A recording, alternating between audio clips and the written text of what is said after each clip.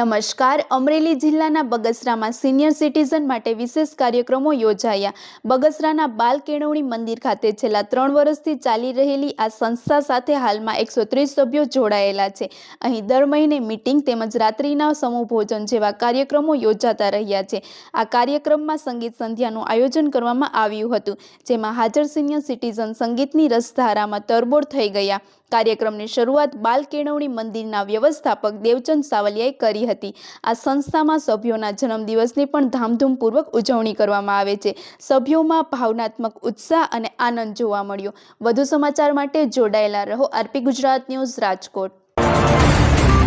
નમસ્કાર, હું સિનિયર સિટીઝનમાં 3 વર્ષથી જોડાયેલી છું મેમ્બર્સ તરીકે.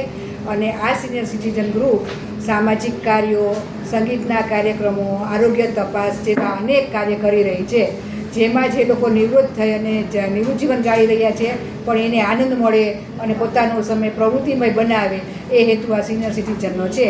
સાથે સાથે અમે સમૂહ ભોજન પણ લઈ છીએ અને એવા તજજ્ઞોને બોલાવી કે જેના દ્વારા દરેક સભ્યોને ખૂબ આનંદ ઉલ્લાસ અને પોતાની નિવૃત્તિનો સમય ખૂબ ખુશખુશાલ રીતે પસાર કરી શકે, એ આ સિનિયર સિટીઝનનો મુખ્ય હેતુ છે.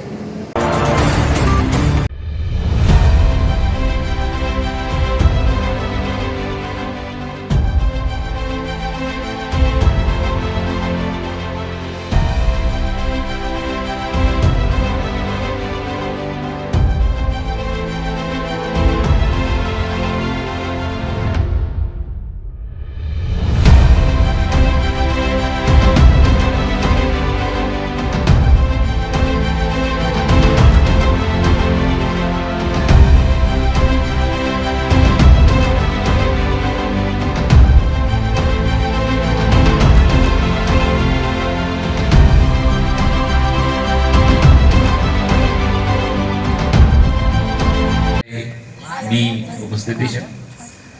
વિનુભાઈ બરખડા એ અમારા બગસરાની એક ઓળખ ઊભી કરી છે એમણે. અમે ક્યાંય પણ જઈએ તો વિનુભાઈના નામથી તો દરેક વ્યક્તિ પરિચિત જ હોય. એટલે આમ પણ સમાજને સાહિત્ય અને સંગીત અથવા તો કોઈ પણ પ્રકારની કલા એ સમાજને જીવતો રાખે છે.